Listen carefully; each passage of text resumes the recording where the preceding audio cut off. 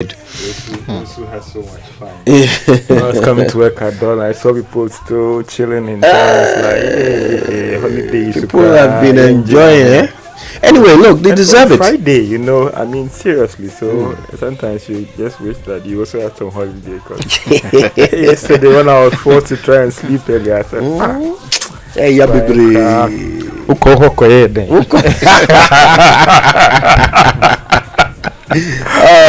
Journalism space in particular, I don't feel sorry for you. You have enjoyed.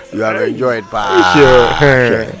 Anyway, listen, it's good that you stayed for a little while to help me out with the news review. And Elton joins us as well. Always a pleasure to have you. Yeah. It looks like our papers are enjoying the midday. So but there's no publication today. Yes, but there are lots of stories online. So there's still a lot to review, and we'll be getting to that in just a moment. First, let me remind you, our Drive Safe campaign is still going strong.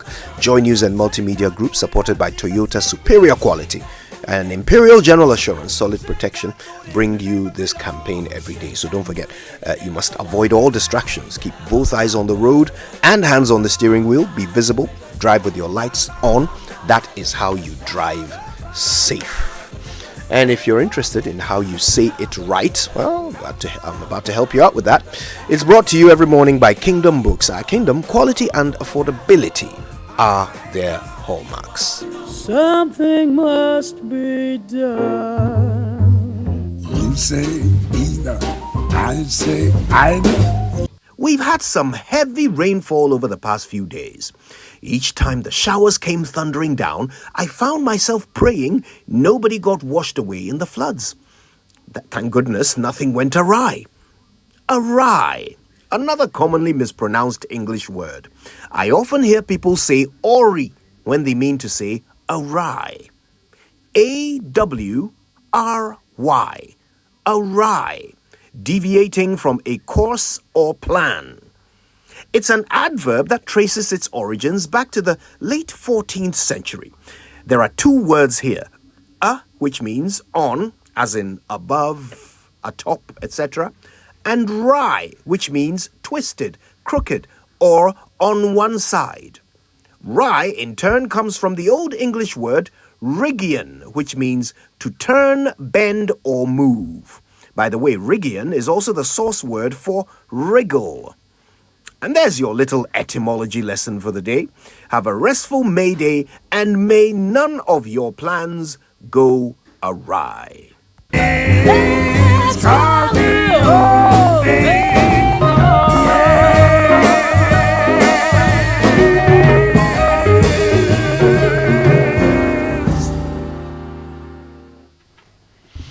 Yeah, awry. May none of your plans go awry. So today we're doing something called the People's Agenda. We're getting the people to tell us what matters to them so that we can focus on those. And we've already had George contribute his agenda. So, I mean, Elton, what would that one thing be that you wish you could see working or working better if you had the chance to draw attention to it? One thing in Ghana. Well, I just want the law to work. I mean, it's so frustrating and it's so unacceptable, especially in traffic. And then when everybody else is just waiting to observe the traffic light, when I just stay in traffic, then all you see is some four-wheel drive, and then with some, busy and late for something, and then all of a sudden that four-wheel drive will just pop up and with the siren on, and then decides that he's more important than any other person, stuck in the traffic, and then will drive on. As soon as he exits the traffic, the siren will go off, and then it's business as usual. I mean, that thing really gets to me.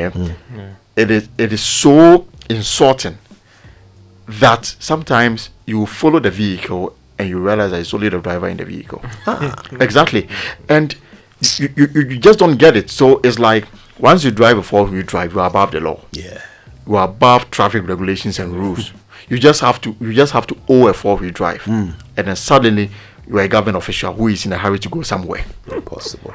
And I mean, Yeah. I remember some time back. I think about 2 years ago, we traveled with the president to Switzerland, and then when it was time for the president to go and see the prime minister, then so a police dispatch rider was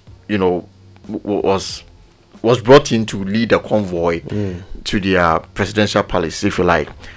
Whilst we're going on our way to that place, as soon as the traffic light turned red, the dispatch rider will stop, and the entire convoy. It didn't matter who was in the vehicle. The president of Kufar was in the vehicle, and we're not allowed to, to violate the traffic light, if you like. Yeah. And that transpired no throughout. Emergency. Yes, absolutely. That transpired throughout the trip to their presidential palace or anything. But here in Ghana, you just need to own a 4-wheel drive, and you're above traffic regulations. I think it is. In fact, both of you are raising pretty much, kindred issues. Okay, you just want the law to work. Exactly. Shouldn't favor some over others. I mean, honestly. Yeah. Okay then, listen, it's Monday, which means we've just come from a weekend where Newsfile was making the waves as usual. And this last weekend, we heard from ex-Captain Jamal Tonzua Seydou. Now, he's been on our show before. Right. He gave us a peek behind the curtain of how Operation Vanguard was working, or, well, more accurately, not working.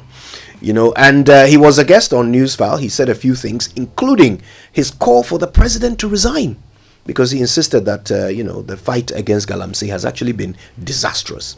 We also heard from Minerals Commission, who were very strongly dismissing the claims in the Frimpong Boateng report that they were somehow frustrating the work of the committee. They actually said Prof. Boateng had rather been a constraint to them in their work.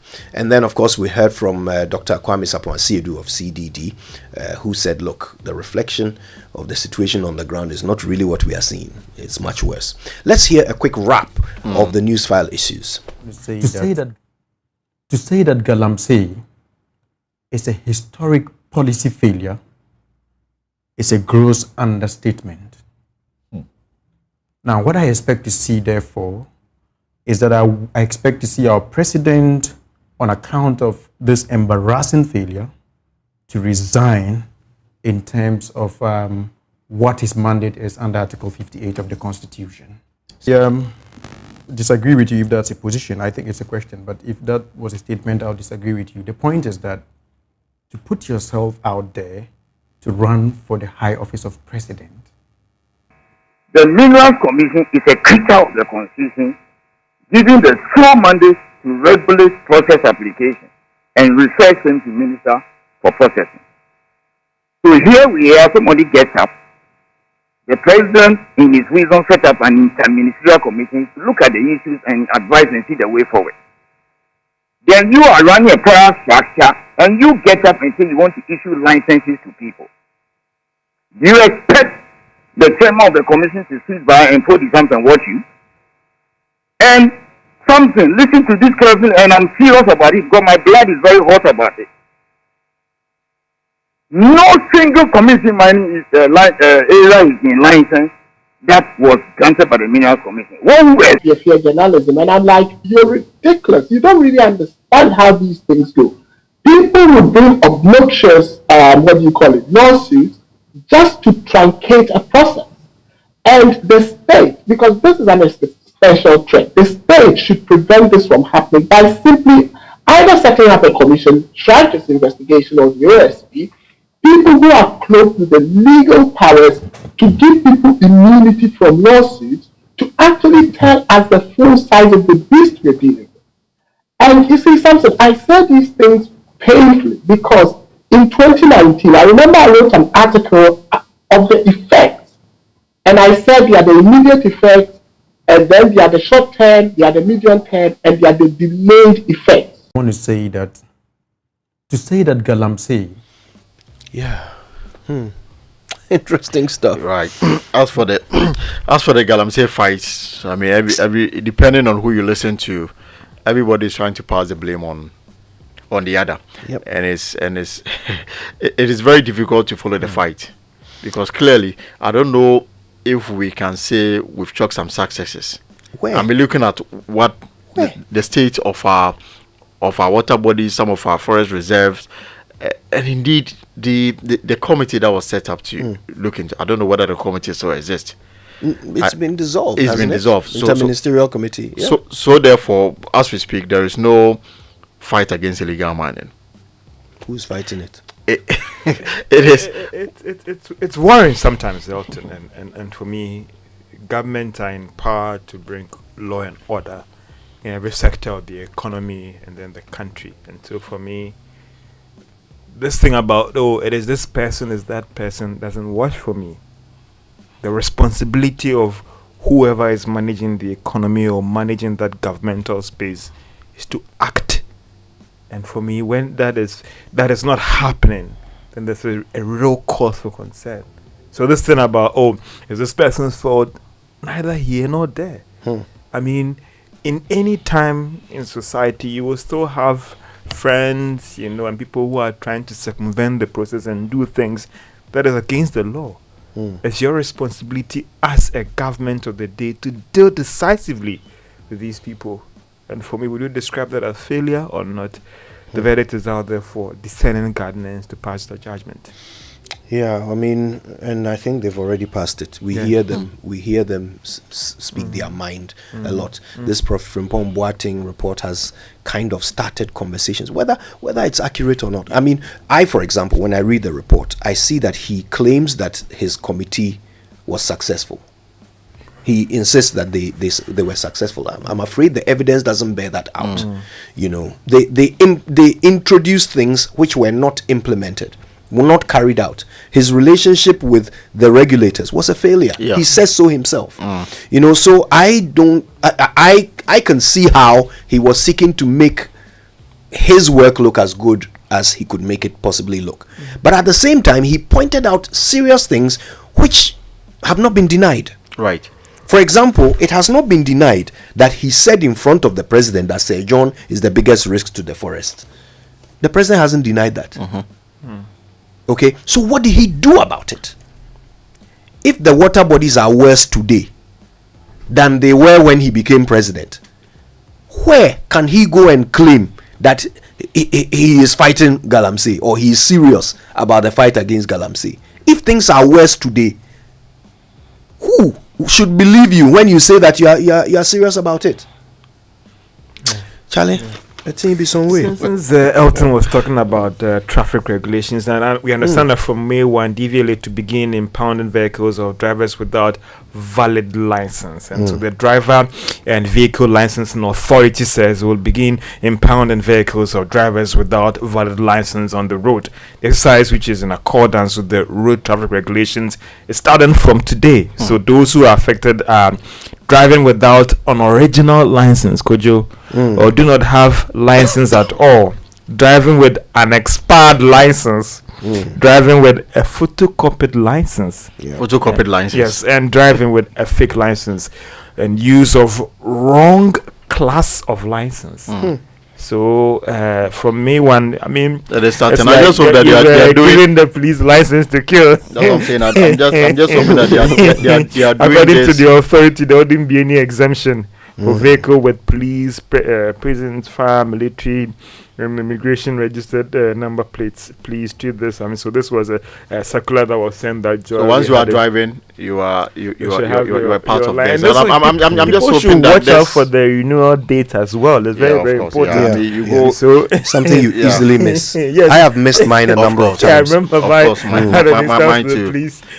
But George, I'm just hoping that they are doing this in collaboration with the police, because my understanding is that the police has the right to do some of the MTT. One of their core mandates is this. Now DVLA appears to be strolling into the work of the police, even though the law establishing it may give them the right to do so. But I'm hoping that the police will be involved I in believe terms of that, arrest yeah, and impounding of vehicles. Definitely, I think they might have the power to Of do it. And course. this circular was a letter to the regional minister, so trying to inform all those who matter in the space that this is going to be starting from. To talk about May 1 as well, whilst you celebrate Workers' Day today, the three key tax measures Kojo is taking off today. You'll be happy that the processed fruit juice is being taxed, but some portion of mineral water that could also be going up as well, and your winnings on your sport bets would also be going up as well. The sugar thing there, I mean, I think people are greeting it with mixed feelings.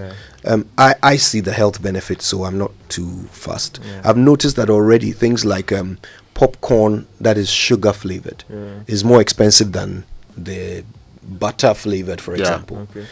So they are clearly targeting products that have added sugar, And look, as for the health benefits, I see it. If you want it, you will pay more for it, and then of course you will also suffer the physical damage to your body for it. So there's a story also on Joe Online. Anti-LGBT bill withdrawal of investment threats do not deter Africa. Will not deter Africa. This is the Speaker of Parliament speaking. Remember, he's been very vocal on this LGBT bill, which is currently before Parliament. He's made his position clear that regardless of the debate that may ensue, he will ensure that Parliament, pass the bill into law, and that's what he. And there's also this very interesting story on Joe Online. Sperm donor who fathered 550 children ordered to stop almost a year. But I mean, for me, the interesting bit about that story was that is it the hospitals? Why did they allow this guy I suppose he's been donating sperm maybe at the same place for quite some time, and of course these donation points might be serving several sperm banks. So his sperm is traveling, and it's working, and people are popping up. So maybe they've realized from the records that Charlie, this guy's sperm alone, maybe he's a very desirable you go to donor. a lot of screening. People don't know. It's not just about you being able to produce the semen. So I think that he's quite a healthy person. Indeed. And those who come looking for sperm, they have requirements. They might say, look, I would like a tall man, an educated man, because they want certain traits in their children. So he must have some very attractive traits, which has made his sperm very high in demand. 500 already. 550. Kaish. Yeah. But if Brother man has those been working. who might have medical challenges, there are some who too. You have to go to the States or these stars who say they don't want to carry. They don't want to be pregnant. So they want someone. When you waive that right, especially if it's not a medical challenge or something, then I think that you also waive your right on whether you want a son who is tall or a daughter who is tall or short or dark. You'll be there. If somebody thinks that they can even customize the way their child comes into the world, then trust me, they can customize the child's features. But now as well. with the medical stuff being so advanced, unless it's God's will for you not to have a child. I mean, now people can even get quadruplets and all the rest.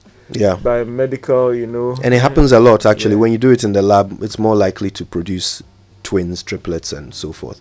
I just wanted to say quickly before we move on this anti-LGBT bill. I've noticed how much the speaker is campaigning for it. And look, this is something that majority of Ghanaians seem to agree with. Wherever you go, people seem to think, look, we need to pass this law. And the reason why it became an issue is because there seemed to be this interference from outside. These foreign nations trying to tell us that we need you to, do this, we need you to legalize this or that. I don't remember them saying legalize, but I know that they kept saying that gay rights are being violated. We need to respect their rights. So respect the rights of gay people. And this is the only bill that I've heard the speaker, who should really not be the person of course, deciding whether a bill will be passed or not. He is the presiding officer. He's supposed to be neutral and not take part in the debate. But on this one, position on this matter. on this one, he speaks out loud. And I certainly do not support interference from any nation. Nobody should tell us what we should do. But I hope we don't end up passing laws that don't help us just to spite some foreigners. We should still make sure our laws are good. Right. Yeah. All right. I think it's time, right? Okay, the online review, which is really what we did today, was brought to us by Zenith Bank in your best interest and Goyle Good Energy. Goyle, of course, is your oil marketing company of choice. Goyle keeps making life ever so convenient. Goyle now accepts Momo for all fuel purchases. Just remember to Momo it at Goyle. Now, that's not all. You can also use your bank card. All bank cards can buy fuel at Goyle. Go to your nearest station now and pay by Momo Bank Card or Goyle Go Card. You can also go online. On Facebook, they are Goyle.official. On Instagram, Goyle_GH, and on Twitter, Goyle_official. There's more information there on the service stations where you can use Momo. Goyle Good Energy, Goyle. Yeah, you dim. And if you want to bank the easy way, then join Zenith Bank's Easy Banking family. Download the Z Mobile Ghana app, log on to their individual or corporate internet banking platforms, or just dial *966# to enjoy seamless banking on the go. You can make transfers, top up airtime, pay bills, pay for goods and services, and so much more. Join the Easy Banking family and experience easy banking with Zenith Bank in your best interest. Time now for the BBC News. Thank you guys, by the way. Thank you very